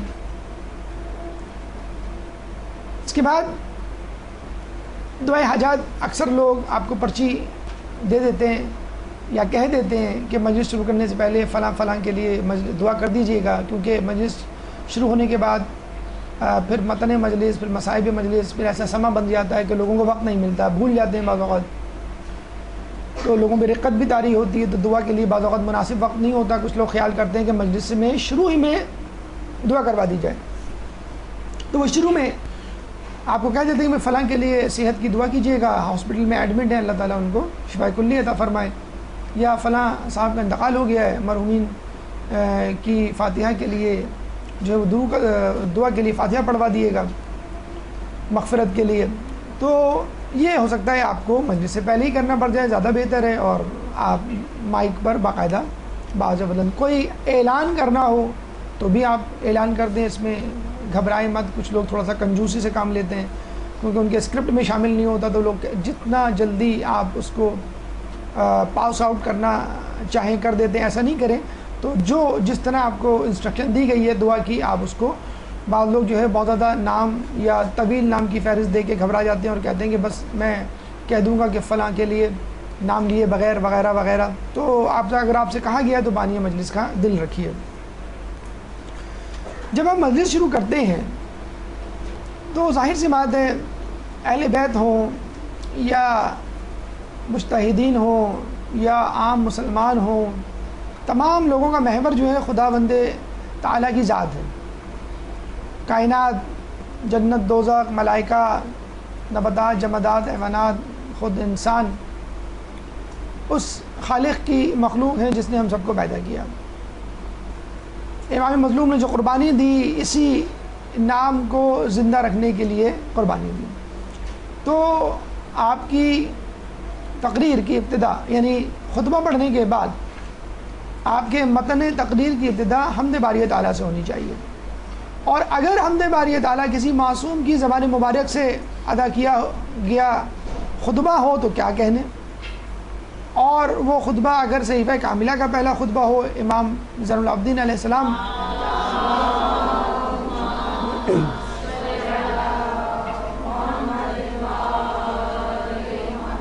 کی زبانی خطبہ ہو تو الہامی الفاظ ہیں، ان کا کیا کہنا ہے. تو کوشش کریں کہ صحیفہ کاملہ کے ویسے بھی آپ کو مل جائیں گی کتابیں خطبے اور حمد باری تعالیٰ کے حوالے سے. اگر آپ پہلا خطبہ صحیفہ کاملہ کا نکالیں تو حمد باری تعالیٰ اور تعریف خداوندی معرفت الہی کے حوالے سے بڑے خوبصورت کلمات امام نے کہے ہیں. اس میں سے چند جملات منتخب کر لیجئے، اگر ہو سکے تو عربی حفظ کر لیجئے، اگر نہ ہو سکے تو کم از کم اردو عبارت. مفتی جعفر حسین کا ترجمہ بہت شاندار ترجمہ ہے اور بہت حق ادا کیا ہے ماشاءاللہ انہوں نے صحیفہ کاملہ کی دعاؤں کا ترجمہ کرنے میں. تو وہ آپ لے لیجئے اور اس کا ترجمہ کم از کم عربی نہیں تو اردو میں ضرور یاد کر لیجئے. اس کے بعد خدا کی تعریف ہو اور خدا جس کی تعریف کرتا ہو اس کی تعریف نہ ہو، خدا کی تعریف ہو، خدا کی مخلوق میں افضل ترین مخلوق کی تعریف نہ ہو، یہ کیسے ممکن ہے؟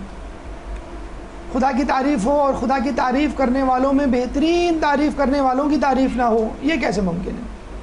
تو خدا را اپنی مجلس میں ضرور بالضرور آپ یہ سوچتے ہوں گے کہ بھئی بہت ٹائم اس میں نکل رہا ہے، یعنی آپ نے خطبہ پڑھا، آپ نے دعا کروائی، آپ نے حمد پڑھی، فضائل اہل بیت، پھر صلوات بیچ بیچ میں، پھر ہمیں مصائب بھی پڑھنے، بھئی ٹائم بہت نکل گیا، ہم اپنی بات، ارے آپ اپنی بات کرنے ہی نہیں آئے. آپ کو بھی تو ہم نے کہا کہ آپ کو لوگ دیکھ کیوں رہے ہیں، آپ کو لوگ سن کیوں رہے ہیں؟ اہل بیت کی وجہ سے معرفت الہی کی چند باتیں آپ اپنی زبان سے ادا کر رہے ہیں اس لیے دیکھ رہے ہیں. تو اپنی اپنی باتیں آئی بائیں شے رہن دیں، کوئی مسئلہ نہیں ہے. پہلے ان واجبات کو جسے کہتے ہیں کہ ادا کریں. اس میں بہترین جو کتاب ہمیں اب تک ملی ہے وہ ہے مناقب اہل بیت، آیت اللہ سید احمد مستنبت کی کتاب ہے اور یہ اردو ترجمہ ہے، مارکیٹ میں دستیاب ہے، 4 جلدوں پر مشتمل کتاب ہے. اور یقین کیجیے اتنی بہترین فضائل اس میں موجود ہیں کہ آدمی جب کتاب پڑھتا ہے تو رکھنے کا جی نہیں چاہتا. ضروری نہیں ہے کہ آپ تمام کتابیں، تمام جلدیں، ہر واقعہ، ہر فضیلت پڑھیں. جو فضیلت آپ کو اچھی لگے، موضوع لگے اپنی مجلس کے اعتبار سے، اور ایسے فضائل ہیں جو شاید آپ نے خود اب تک کسی مجلس میں نہ سنے ہوں.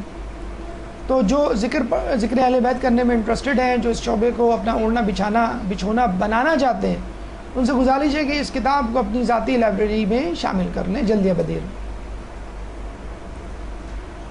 اچھا، یہ ایک امپورٹنٹ ایشو ہے، لوگ عموماً تھوڑا سا اگنور کر دیتے ہیں کہ حاضرین محفل، شرکائے محفل، فرش اعضاء پہ بیٹھے ہوئے افراد بڑے جوش و خروش سے نعرہ صلوات بلند کر رہے ہوتے ہیں اور آپ اپنی مجلس میں مگن ہوتے ہیں. تو خدا را ان کی توجہ دیجئے، ان کو دعائیں دیجئے مجلس کے دوران کہ جو لوگ نعرہ صلوات بلند کر رہے ہیں، جو صلوات بھیج رہے ہیں، ان کو بتلائیے آپ کے اس فقط ایک نعرہ صلوات بلند کرنے سے اللہ نے کتنی نیکیاں دی ہیں.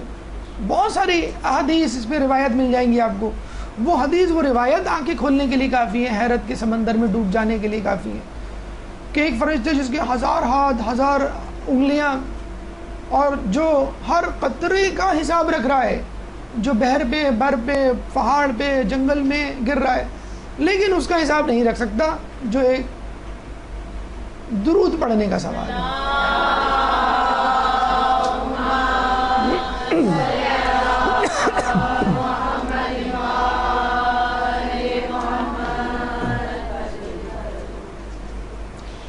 اب آپ نے خطبہ، دعا،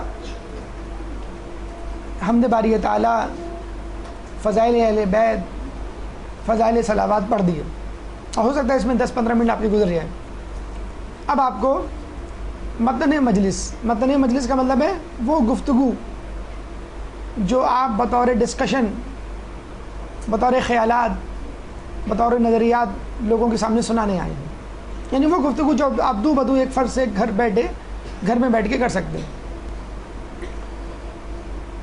سب سے پہلے جو شروعات کرنی ہے آپ کو عزاداری کی اہمیت اور فضیلت سے، تاکہ لوگوں کو حوصلہ ہو دوبارہ آنے کا۔ کیا آپ کو معلوم ہے کہ یہاں آنے کی کیا فضیلت ہے؟ بی بی آپ کے انتظار میں ہے، بی بی آپ کے لیے شفاعت کریں گی۔ آپ کو معلوم ہے کہ ذکر اہل بیت کس کی سنت ہے؟ سید سجاد کی، بی بی زینب سلام اللہ علیہ کی۔ ایک درود پڑھ دیجئے محمد والے۔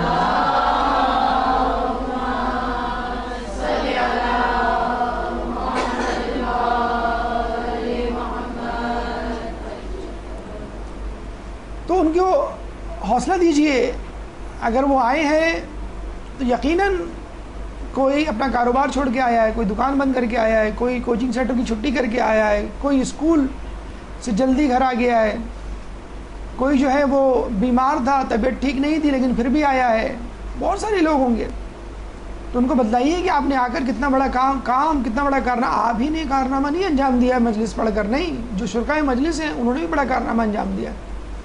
پھر بتلائیے مقصدیت کیا ہے آنے کی، مقصد کیا ہے؟ فقط سننا، چلے جانا، نشستن گفتن برخاستن؟ جی نہیں، آپ کو مقصد کربلا، پیغام کربلا کو سننا ہے، سمجھنا ہے کیا ہے۔ کیا یہی ہے پیغام کربلا کہ آپ روئے دھوئے اٹھ کے چلے جائیں، یا کچھ حاصل کریں؟ افادیت کیا ہے؟ کیا حاصل کر سکتے ہیں آپ مجلس سے؟ کم از کم تزکیہ نفس۔ تو لوگوں کو بتائیے کہ مجلس ثواب کے لیے نہیں، عمل کے لیے۔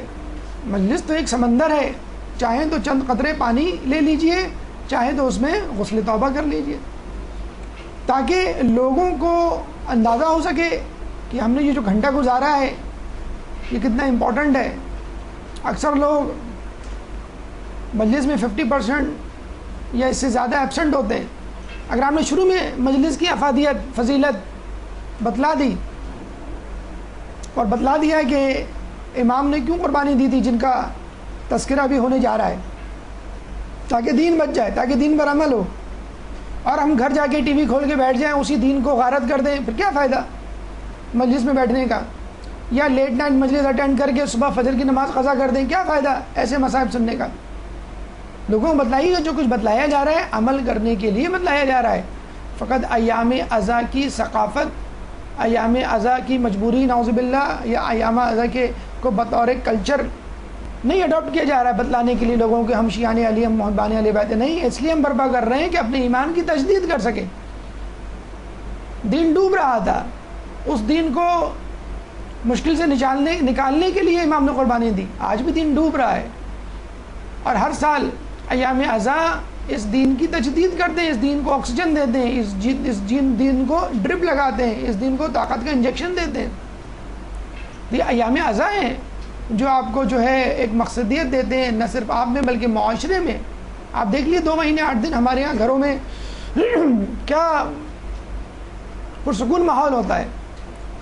جو ایک دوسرے سے لڑ جھگڑ رہے تھے بقرعید میں، وہی افراد خانہ جو ہے ایک دوسرے سے محبت کر رہے ہوتے ہیں، ایک دوسرے کی دل جوئی کر رہے ہوتے ہیں، ایک دوسرے کا کام کر رہے ہوتے ہیں۔ کہتے ہیں کہ رشیا میں کرملن ایک ان کا وہ تھا،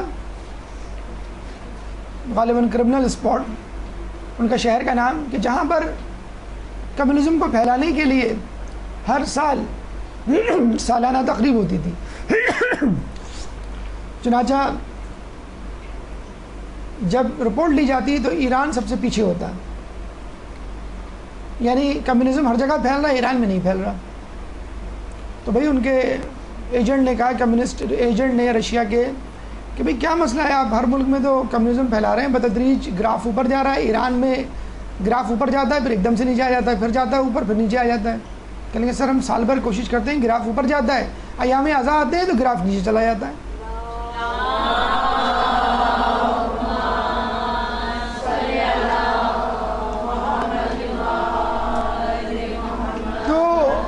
یقین کیجئے یہ عزاداری ہے جس نے ہمارے بچے کچھ ایمان کو تازہ دم رکھا ہوا ہے۔ جیسے یوں سمجھ لیجیے وینٹیلیٹر ہے، فلاں بھائی فلاں تو موت کے دہانے پہ کھڑے ہیں، وینٹیلیٹر پہ ہیں، تو عزاداری ہمارے لیے وینٹیلیٹر ہے، ہمارے لیے آکسیجن ہے، ہمارے لیے ڈرپ ہے. ہم کو زندہ کیے ہوئے ایسا اگر نکال دینا اعوذ باللہ تو ہمارا ایمان منٹوں میں جسے کہتے ہیں منہدم ہو جائے، سیکنڈز میں زمین بوس ہو جائے.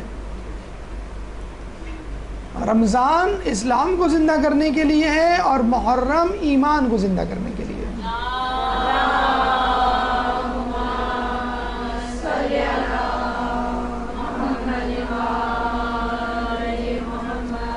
اب آئیے اعلان موضوع کی طرف. ہمیشہ یاد رکھیے مجلس شروع کرنے سے پہلے اپنے موضوع کا اعلان ضرور کریں، اور اس اعلان کو دوران مجلس بار بار دہرائیں، کیونکہ مجلس میں کچھ لوگ 10 منٹ بعد، کچھ لوگ 15 منٹ بعد، کچھ لوگ بھی آدھے گھنٹے بعد، کچھ لوگ نیاز کے وقت آتے ہیں. تو اگر آپ اپنے موضوع کو دہراتے رہیں تو لوگوں کو پتہ چل سکے گا آپ نے جو آیات، روایات، حکایات سنائی ہیں اس کا کیا ربط ہے آپ کے موضوع سے. بہت سارے موضوع ہو سکتے ہیں جن میں آپ تیاری کر سکتے ہیں جو دور جدید کے تقاضے ہیں. استقبال امام زمانہ بہت اچھا موضوع ہے، کرنٹ موضوع ہے، ضرور ہونا چاہیے مختلف جگہوں پر. جو حالات دنیا کے عالمی سطح پر تبدیل ہو رہے ہیں، علامات ظہور امام کم از کم اس ملک میں تو پوری ہو رہی ہیں. قتل و غارت ہے، فحاشی ہے، شراب خوری ہے، زناکاری ہے، کرپٹ حکمران ہے. کون سی ایسی علامات ہیں، علامات ظہور امام میں، غیر حتمی علامات میں، جو پاکستان میں نہ پوری ہو رہی ہو. لوگوں کو یاد دلائیے کہ یہ وہی علامات ہیں جن کا تذکرہ کتابوں میں موجود ہے. تو بعید نہیں ہماری زندگیوں میں ان کا ظہور ہو جائے. یہ نہ خیال کیجئے کہ پتہ نہیں کب آئیں گے، کچھ نہیں پتہ، کوئی نہیں کہہ سکتا کب آئیں گے. آپ کو ہمہ وقت تیار رہنا ہے. کربلا میں خواتین کا کردار، کربلا کو بڑھانے میں خواتین کا کردار، کربلا کے پیغام کو پھیلانے میں خواتین کا کردار. خود اسلام میں خواتین کا کیا کردار ہے، خواتین اسلام کے لیے کیا کر سکتی ہیں. اس پیغام کو، کربلا کو اگر دیکھا جائے، سب سے مستند، سب سے پہلی راوی جناب زینب سلام اللہ علیہ.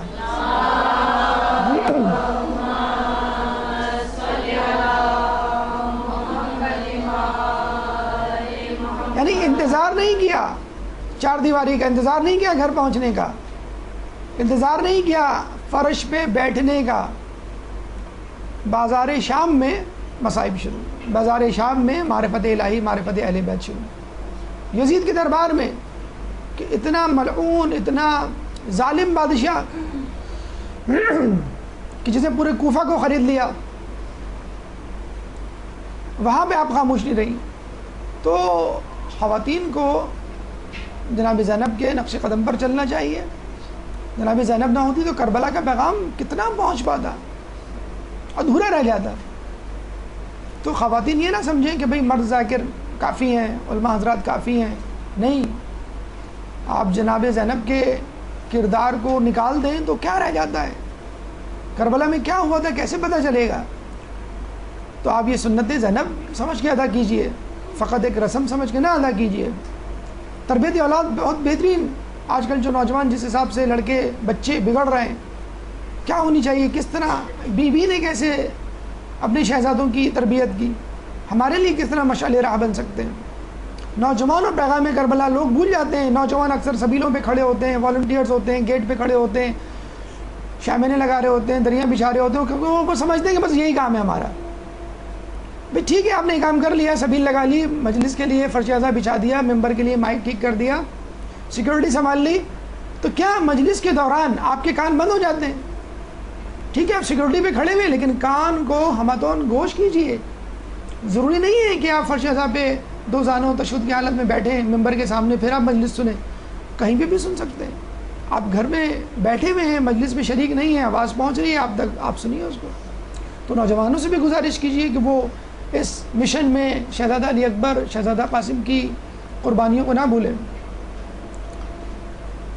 میڈیا اور اسلام خود ایک اہم جسے کہتے ہیں کہ ٹاپک ہے. کس طرح میڈیا ہمارے نوجوانوں کو ورغلا رہا ہے، بہکا رہا ہے، عوام کو فحاشی میں مبتلا کر رہا ہے. سائنس کا دور ہے، ہر چیز کا ثبوت لوگ سائنس سے پوچھتے ہیں. روزہ ہو، نماز ہو، آخرت ہو، ثابت کیجئے اگر دلائل موجود ہیں. اس میں کوئی عیب نہیں. انسان کو اس کے مزاج، اس کی زبان، اور اس کی طبیعت کے مطابق، اس کی عقل کے مطابق پڑھانا اور سمجھانا چاہیے۔ تقابل گلوبلائزیشن کا دور ہے، ایک سیکنڈ میں نیوز یہاں سے وہاں پہنچ رہی ہے، انڈیا کیا، انگلینڈ کیا، امریکہ کیا، تمام مذاہب ایک نوک پر، ایک محور پہ آگے جمع ہو گئے۔ آپ کو بھی دیگر ادیان، دیگر فرقوں کی سمجھ بوجھ ہونی چاہیے، بقدر ضرورت معلومات ہونی چاہیے۔ مادیت پرستی کتنا بڑا ایشو ہے، محرم میں مادیت پرستی کا مظاہرہ جو ہوتا ہے اس سے آپ اندازہ لگا لیجیے۔ فلاں کیا مجلس ہے، کیا تھا؟ قورمہ تھا۔ ارے ہم پوچھ رہے ہیں مجلس میں کیا پڑھا گیا، یہ تو یاد نہیں۔ ہاں کباب اچھے تھے، شیرمال تھوڑی سی پھیکی تھی، یہ باتیں ہو رہی ہوتی ہیں۔ فلاں کیا مجلس ہے، تم جاؤ گے کیوں بھائی؟ ارے بھائی بڑی مشہور مجلس ہوتی ہے شہر کی، تمام لوگ پہنچے ہوئے ہوتے ہیں۔ کون سی مجلس، کس کی بات کر رہے ہیں؟ ارے وہاں پہ جو حلوہ پوری کا ناشتہ دیا جاتا ہے۔ مطلب مجلسوں کو نیاز سے جوڑ کر یاد کیا جاتا ہے۔ ارے ان کیا مجلس ہو رہی، کن کیا، جہاں جن کیا والیٹ پارکنگ ہوتی ہے، آپ کے پاس گاڑی نہیں ہے، آپ اپنے رکشا کو والیٹ پارکنگ میں اس کی چابی تھما رہے ہیں۔ اسٹیٹس سمبل بن گیا ہے باقاعدہ، جسے کہتے ہیں کہ وہ بوفے ہوتا ہے اور لوگ اس بوفے میں کھانا کھا رہے ہوتے ہیں، اور بہرحال عجیب و غریب جسے کہتے ہیں کہ باقاعدہ کارڈ چھپ رہے ہیں اور زبردستی انگلش میں چھپ رہے ہیں، انگلش میں ٹاپک، مجلس اردو میں ہو رہی ہے۔ ٹھیک ہے، اگر انگلش میں مجلس میں ہے تو ایک الگ بات ہے۔ تو مولانا فلاں فلاں آف کینیڈا، مولانا فلاں فلاں آف آسٹریلیا، اب یہ کیا ہے؟ یہ مادیت پرستی تو نہیں تو کیا ہے؟ آپ اپنی مجلس میں عزاداری میں دنیا کو، لالچ کو، کھانے کو، لباس کو، لوگ کیوں کہتے ہیں دکاندار، ٹیلر حضرات کہ کالی عید آنے والی ہے، تیار ہو جاؤ، استغفر اللہ، ہوتا ہے کہ نہیں ہوتا ہے؟ یہ ہم ہی لوگوں نے کریٹ کیا ہے، یہ فس ہم ہی لوگوں نے لوگوں کے ذہن میں ڈالا ہے کہ اب یہ آئیں گی 10 جوڑے سلوانے، ان کے 10 تک ہوتا ہے نا افسوس، اب یہ آئیں گی اتنے جوڑے سلوانے۔ آپ دیکھ لیجئے ایام ازاں سے پہلے عزاداری کے آداب سیکھیے، عزاداری سے پہلے تاریخ پہ، کربلا پہ کوئی کتاب پڑھ ڈالیے، یہ ہے تیاری۔ عزاداری سے پہلے مجالس، تقاریر، دروس، کتابوں کے ذریعے، واعظ، پند و نصائی کے ذریعے لوگوں کو بتائیں اس کی کیا اہمیت ہے، بجائے اس کے کہ آپ جو ہے بازاروں میں جا کر لوگوں کو بتائیں کہ ابھی ہماری کون سی نعوذ باللہ تقریب آنے والی ہے۔ تو عزاداری کو اس طرح نبھائیں کہ مطلب جسے کہتے ہیں کہ عزاداری یہ ہے کہ آپ کو ہوش نہ ہو کہ آپ نے کیا پہنا ہے، آپ کو ہوش نہ ہو آپ نے کیا کھایا ہے، بجائے اس کے کہ آپ یہ یقین کریں بڑے افسوس کے ساتھ مطلب رونا آتا ہے، اور مصائب سے زیادہ رونا آتا ہے کہ جب لوگ مصائب سن کے عاشور کے نکلتے ہیں اور جب نیاز کھا کے باہر آتے ہیں تو کہتے ہیں کہ بھائی بڑا اچھا حلیم تھا، بڑا مزیدار، کہاں سے آپ نے؟ ارے چھوڑیے ان باتوں کو، کبھی اور کر لیجئے گا نیاز کی باتیں۔ آپ آیات و روایت کی بات کیوں نہیں کرتے؟ یہ کیوں نہیں پوچھتے کہ ذاکر نے کیا پڑھا؟ مجلس سے گھر آتے ہیں، بھائی کیا ہوا بتائیے ان کو۔ آج انہوں نے ایک عجیب ایشو، ایک عجیب ماحول ہم نے دیکھا ہے کہ کبھی بھی مجلس میں گفتگو نہیں ہوتی۔ آپ مجلس سن کے آئے، جی ہاں، بس آ کے بیٹھ گئے، اپنے کاموں میں لگ گئے۔ بتائیے گھر والوں کو آج عالم دین نے یہ پڑھا، آج ذاکرہ نے یہ نقطہ بتایا، آج بڑی اچھی روایت میں نے سنی جو میں نے اس سے پہلے کبھی نہیں سنی۔ کپڑوں کو دیکھ کے آپ فوراً بات کر لیتے ہیں، یہ کہاں سے لیا، کتنے کا لیا، کتنے گز لیا۔ پرس کو دیکھ کے آپ بات کر لیتے ہیں، کہاں سے آ رہی ہو؟ اچھا اپنی نن کے پاس سے آ رہی ہو، اچھا خیریت تو ہے، کیسی ہیں، کیا کر رہی ہیں، ان کے بچے کون سے اسکول میں؟ تو بھائی مجلس سے آپ آ رہی ہیں نا، تو مجلس کی باتیں کریں، مجلس کی باتیں کیوں نہیں کرتے؟ اپنے بچوں کو کہیے کہ نوٹ بک اور پین لے کے جائیں۔ ابھی کینیڈا سے ایک عالم دین آئے ہوئے تھے، کہنے لگے میں کینیڈا کے ایک شہر میں مجلس پڑھنے گیا، میں حیران رہ گیا میں کس ملک میں ہوں۔ مجلس جہاں پڑھ رہا تھا، ممبر کے سامنے 2 بچے بیٹھے ہوئے اور قلم و کرتاس لیے ہوئے لکھ رہے ہیں۔ میں مجلس کے بعد ان کے پاس گیا، یہ کیا ہے؟ کہنے لگے ہماری امی نے کہا ہے کہ مولانا صاحب جو بھی حدیث کہیں اس کو لکھو۔ اپنے بچوں کو کیوں، ہمارے بچے جو ہے مجھے سمجھ میں نہیں آتا کہ وہ شاپر میں چپس، کولڈ ڈرنک اور بسکٹ کا سامان لے کے جاتے ہیں۔ ارے آپ کوئی کلفٹن جا رہے ہیں، سی بی یو پہ جا رہے ہیں آپ؟ ارے بچہ ہمارا تنگ کرتا ہے، کیوں تنگ کرتا ہے؟ آپ نے بچے کو بتایا ہے اٹس سو بورنگ، بالکل بورنگ ہے، کھلونے، ٹوائز، کلرنگ پینسل آپ ان کو لے کے جا رہے ہیں، کیوں؟ آپ نے خود ان کو باور کروا دیا ہے کہ بیٹا ہم پکنک اسپاٹ پہ جا رہے ہیں کہ تمہیں ان چیزوں سے دل بہلانا ہے. ارے جس طرح آپ بیٹھے ہیں اس طرح بچہ بیٹھ جائے گا, جس طرح آپ رو رہے ہیں اس طرح بچہ بھی رو جائے گا. یقین کیجئے ایران میں ہونے والی مجالس کا تھوڑا سا جائزہ لیجئے, دیکھیے وہاں بچے کس طرح ادب اور ایٹیکیٹس کے ساتھ, وہاں دیکھیے ہم نے چپس کے تھیلے ماؤں کے ہاتھوں میں, بچوں کے ہاتھوں میں بسکٹس کے ریپرز, پھر بچوں کی توجہ, پھر خواتین کی توجہ ایک دوسرے کی طرف. تو خلوص تقویٰ چاہے وہ جوشن کبیر کیوں نہ ہو, لیلۃ القدر میں جو پڑھی جاتی ہے, اپنے بچوں کو عادت ڈلوائیں. بیٹا مولانا صاحب پڑھ رہے ہیں, تم بھی ان کے ساتھ ساتھ پڑھو, میں بیچ بیچ میں پوچھوں گی مولانا صاحب کہاں پر ہے, دیکھیے انشاءاللہ اس کو عادت پڑے گی. کیوں آپ یہ سمجھتے ہیں کہ بچہ بور ہو رہا ہے پھر کل کو نعوذ باللہ نماز پڑھوانا چھوڑ دیں؟ کچھ لوگ کہتے ہیں بھائی بچوں کو مجلس سمجھ نہیں آتی. نماز سمجھ میں آتی ہے, اس کو نہیں آتی سمجھ میں. بڑوں کو نماز سمجھ میں نہیں آتی, نماز میں جو سورہ پڑھ رہے ہیں, دعائے عرفات آپ نے پڑھی ہوگی, وہ سمجھ میں نہیں آتی, تو کیوں پڑھتے ہیں؟ بہرحال ہر چیز کے اثرات ہوتے ہیں. بچہ نہیں جانتا گانا کیا ہے, ایسی جگہ لے جائیں جہاں گانا گایا جا رہا ہو, پھر آپ آگے دیکھیں وہ گانا دہرا رہا ہوگا. تو بہرحال ہر چیز کے اثرات ہوتے ہیں, اور اس اثر کو قبول کرنے کے لیے کچھ لوازمات ہوتے ہیں. مجلس کو مجلس رہنے دیجیے, اور بچوں کو سکھائیے ادب کہ 1 گھنٹے کیسے, 1 گھنٹہ انٹرنیٹ کے آگے وہ ویڈیو گیمز کھیل رہا ہوگا, 1 گھنٹہ وہ کارٹون دیکھ لے گا, 1 گھنٹہ 45 منٹ وہ مجلس نہیں سن سکتا. لوگوں کو بتائیے کہ انقلاب ایران کے عالمی اثرات کیا ہیں. یزید پہلے بھی تھا, اب بھی ہے. اس وقت کیا تقاضا ہے, اس وقت کیا تقاضا تھا, اور ہمارا اس میں کیا رول ہے. کوشش کریں کہ موضوع کو اپنے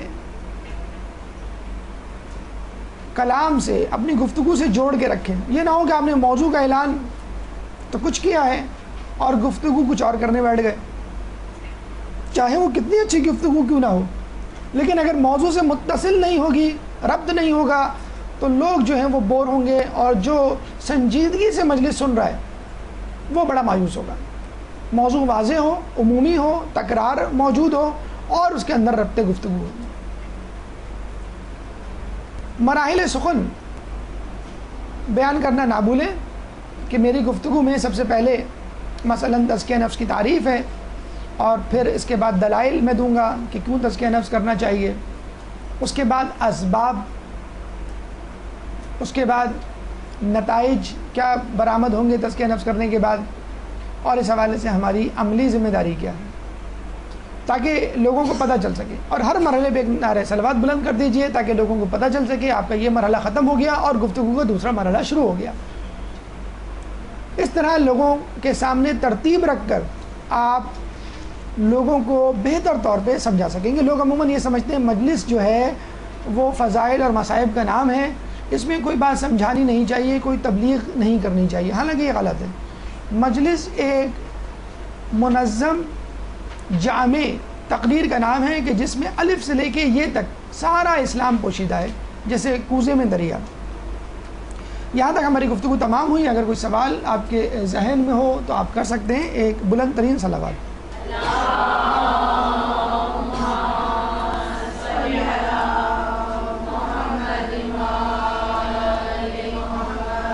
جن لوگوں کے یہاں سالہ سال ایک ہی تاریخ یعنی 8 محرم کو مجلس ہوتی ہے, تو کیا وہ کوئی دوسری تاریخ کو مجلس کر سکتے ہیں؟ اگر آپ نے کوئی جسے کہتے ہیں کہ نیت نہ کی ہو باقاعدہ تو وہ ایک الگ بات ہے, ورنہ بہرحال آپ کسی بھی تاریخ کو مجلس کر سکتے ہیں. حصول علم کے لیے اگر ہمیں کسی یونیورسٹی کا رخ ہم کریں تو کراچی یونیورسٹی میں اسلامک اسٹڈیز کے کورسز کے بارے میں آپ کی کیا رائے ہے؟ کر سکتے ہیں, اس میں کوئی قباحت نہیں ہے. لیکن اگر آپ کو اپنی دینی معلومات بڑھانی ہے تو بہتر یہ ہے کہ مدارس میں جو علوم پڑھائے جا رہے ہیں ان کو کریں. لیکن اگر آپ چاہتے ہیں کہ دنیاوی حوالے سے ڈگری حاصل آ جائے تو اس میں کوئی قباحت نہیں.